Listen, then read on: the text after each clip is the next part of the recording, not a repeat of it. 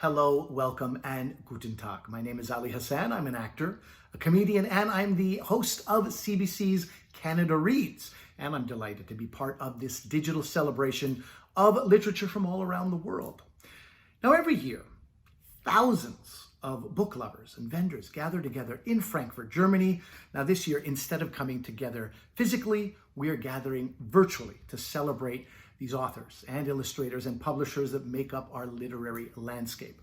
Now, Canada was originally named to be the guest of honor in the 2020 fair. You may have noticed there is a global pandemic happening out there, so our distinction has been extended to 2021. Now, as the national broadcaster, the CBC is committed to supporting Canadian authors, whether that be by awarding literary prizes to emerging writers or by having a platform like Canada Reads. The CBC celebrates Canadian literature at all its levels. So it is a great pleasure for me to be able to spotlight some of the great talent that we have in this country. Over the years, we have had the pleasure of speaking with 9 creators who will be featured in the Canadian programming at the virtual event this year. Let's meet them now.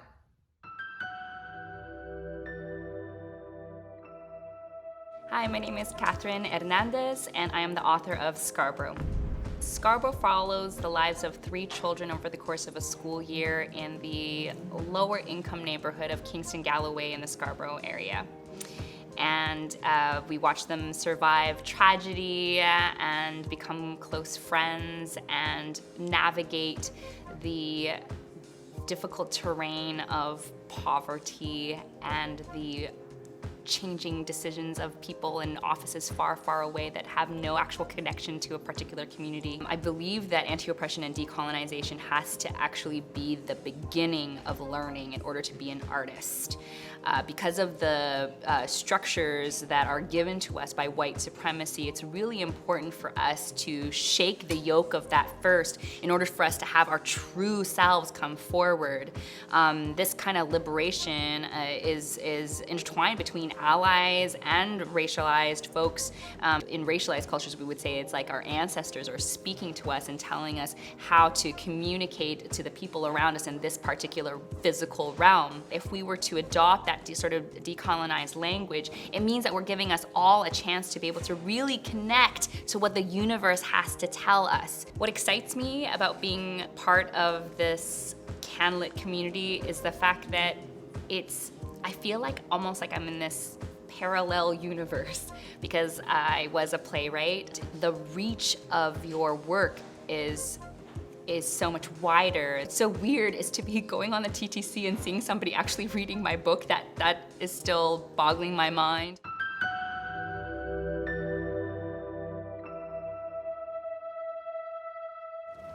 Rue.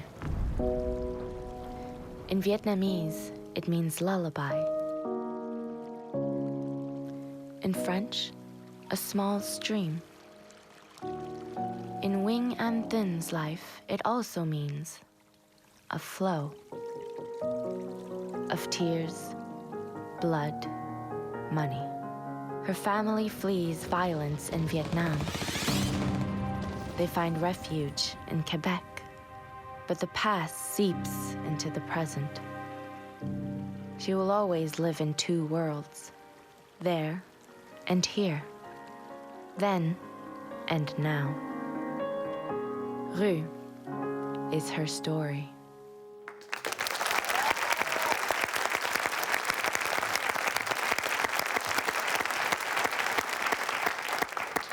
There's a lot of emotion in that little trailer. Wow, yeah. That's amazing. So, Rue by Kim Thúy, translated by Sheila Fishman. Cameron, in 60 seconds, please tell us why Rue should win Canada Reads. You know, there are 6 of us sitting around this table. 5 of us come from immigrant families. Thank you for having us on your land, WAP. You're welcome. You know, last year when the Arenda won, I think we got a deeper understanding of the brutal cost of those 500 years of migrants coming to this country, trying to find their place here, trying to determine what this country is going to be. But Canada's not done yet. I think the original encounter between the French and the English and the Aboriginal people was just the beginning of it. What's happening now is a whole new generation of migrants that's changing the face of Canada. But what about the heart and the mind and the soul of Canada? I think we need books for that, and I think Rue is the book that helps us understand that. I'm one of those migrants. There are many of us, I'm sure, in this room. I loved what Kim Thúy did with this book. It's beautifully written. It captures, I think, every migrant story as she tells her own story.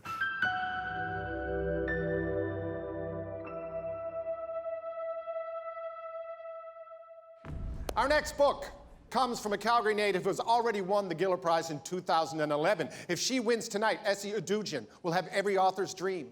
Giller bookends. Washington Black is her third novel, and it was shortlisted for this year's Booker Prize. The Washington Post called it the most anticipated book of the year, and the Giller jury said Edugyan has written a supremely engrossing novel. Please welcome Esi Edugyan.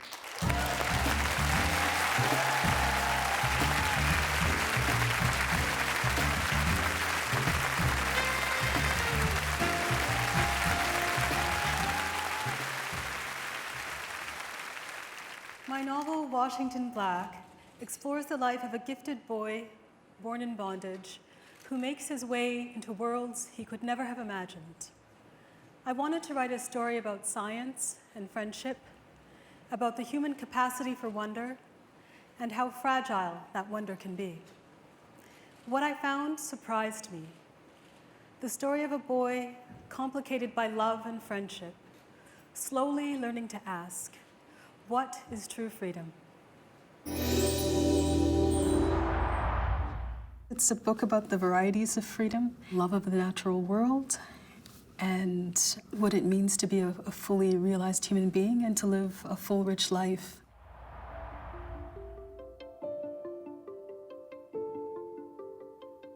I would describe Washington Black, the novel, as being about an 11-year-old field slave who knows no other life but one of brutality on the plantation. He's very suddenly plucked out of this life by his new master's brother and taken out into the greater world.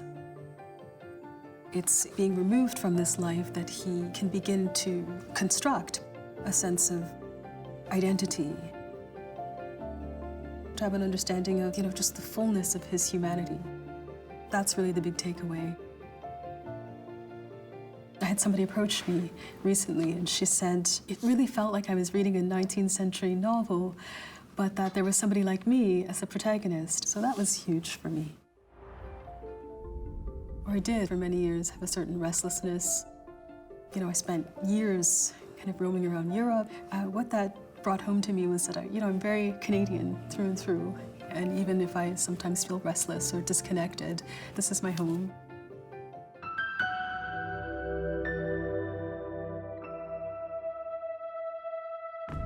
Every so often, a novel introduces a character we don't often see in fiction. And that was the case with Joshua Whitehead's debut novel, Johnny Appleseed.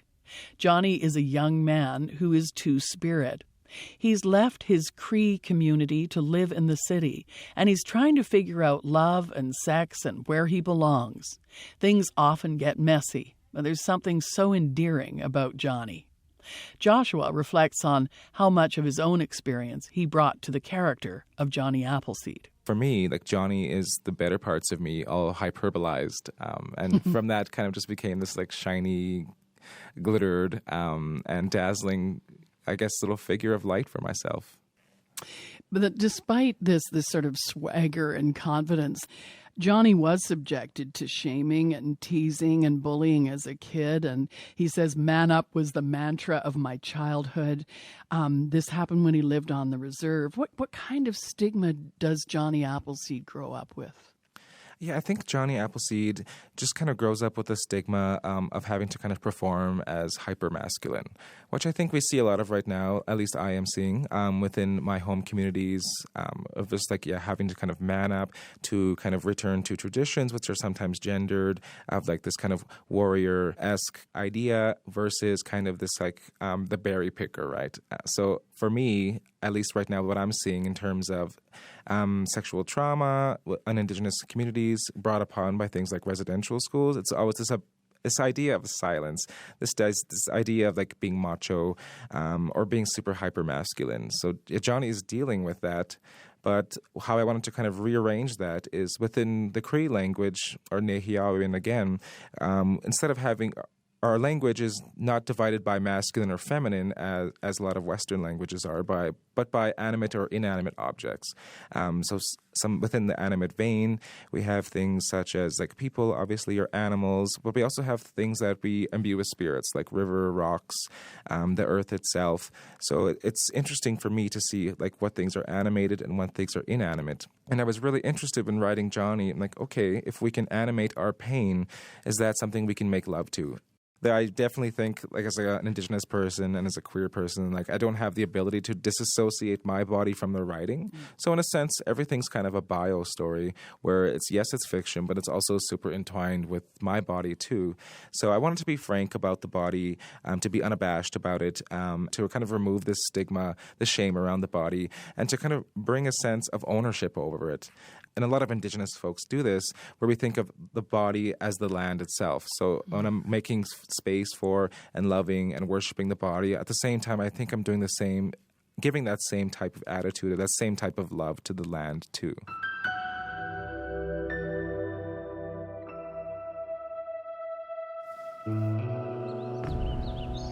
Three old men disappear into the backwoods of northern Ontario. They're determined to live and die by their own rules. Then something unexpected happens. Two women appear. One wants to solve a mystery. The other is on the lam. The deep forest becomes their home. As the seasons turn, love seems possible.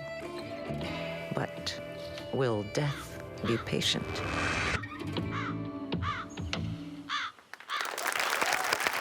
Good, eh?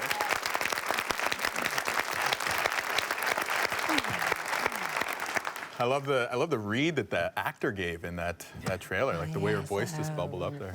It was amazing. Jocelyne Saucier's novel And the Birds Rain Down, translated by Rhonda Mullins. Martha? Sure. Tell us why this book should win. And the birds rain down, bends barriers until they snap like twigs, bringing the reader to tears and a state of visceral emotion that is surprising. It does not shock for the sake of shocking or lean on a story that is almost too hard to tell. It puts into focus the strangeness and serendipity of real life. The beautiful and devastating turn of events throughout the book are human as well as supernatural. Our characters are unexpected and true. The love-making scenes between our octogenarians are titillating and original. Saucier's writing is concise yet poetic. All of Canada should read this book. The book is distinctly Canadian, with a beautiful play between French and English cultures in Northern Ontario, a place that is not as sexy as the Rockies or typically Canadian as the prairies. The structure is haunting, and it made me less afraid of death and opened my mind to the possibility of determining my own fate. The fires devastate, love prevails, strychnine kills, and the state is something to escape.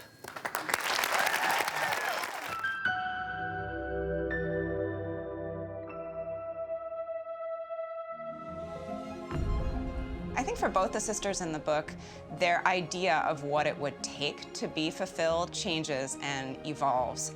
For Robin, she starts out being trained as a classical pianist. She goes to Juilliard, and so she winds up being fulfilled by living this much wilder, stranger life.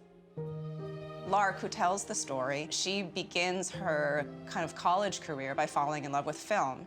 And then where she finds her fulfillment is actually in editing, and she loves what she finds there, which is this ability to see people and sculpt their lives into stories. throughout the whole book, part of what I was thinking about is the idea that there's no such thing as one story that we tell ourselves about our lives. All stories are constructed. Those are things that we invent. I'm definitely more comfortable observing than being at the center of attention. So for me to be able to write about people is kind of the perfect career of sort of inhabiting these alternate selves while getting to stay at home in my pajamas.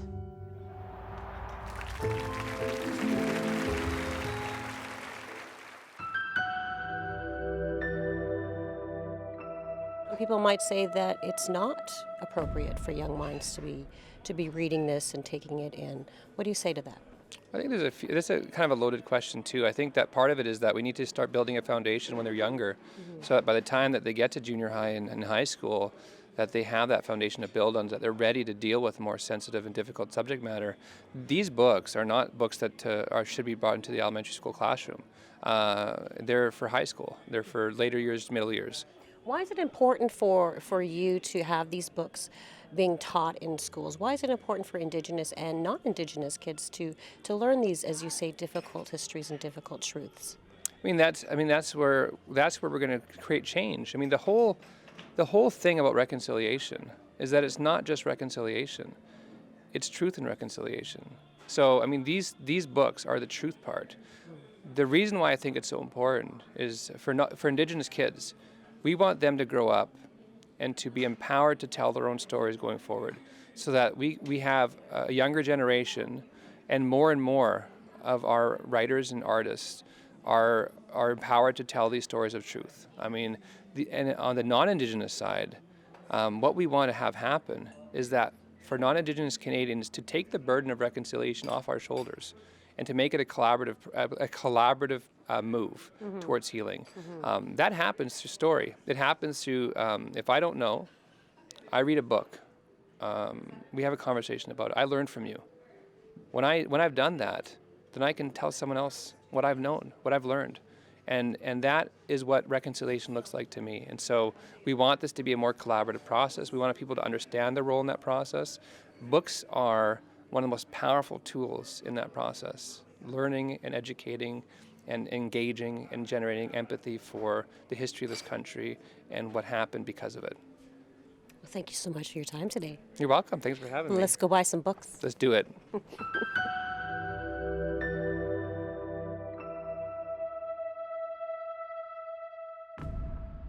So remember what it felt like to be a little kid? The world felt enormous.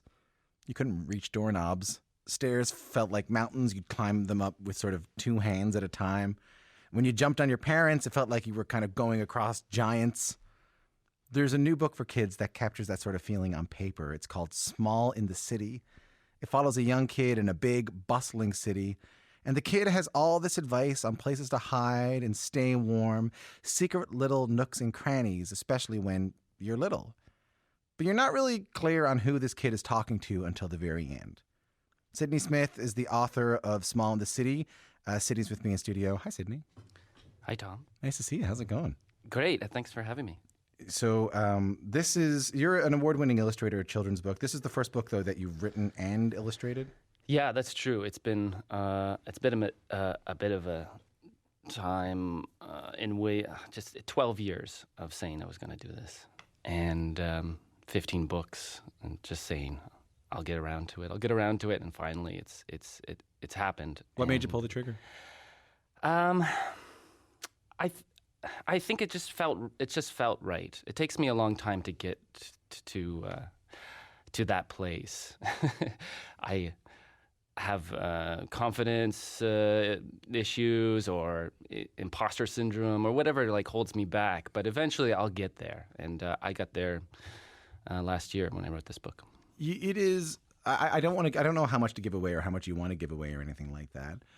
Because it only took me about a minute to read the book, right? Yeah, it's pretty short. Yeah. But as I said before you came on, it was this emotional roller coaster where I started the book kind of going oh yeah, well, this is nice, and then feeling kind of whimsical. Right. And then it ended with me honest to God near tears. Yeah, I hear it quite a bit, and I'm sorry to everyone who sheds a tear, but it's a good sign. It's a good sign because it means it's touched you or affected you. And that, it's very intentional to have the book start off in a whimsical kind of way because the reader's guard is down, and then they don't see it coming like a Mack truck. But the kid in the book obviously has a lot of compassion for whoever they're speaking to. We'll say that. Right? Yeah, it's really sort of an exercise in empathy, the whole book.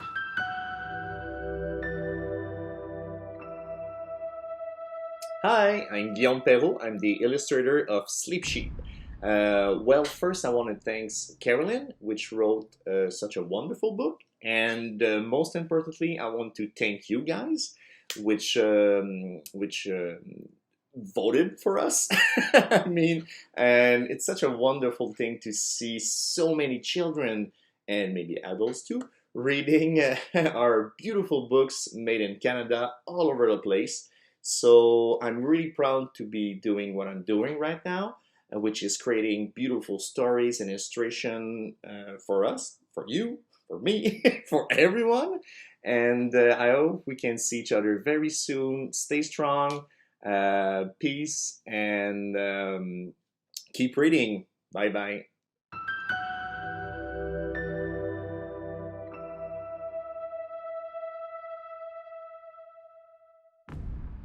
Those were some of the authors and illustrators who will be part of Canada's presence in the virtual edition of the Frankfurt Book Fair in 2020. They will also be featured next year when the Frankfurt Book Fair returns as part of Canada's Guest of Honor year.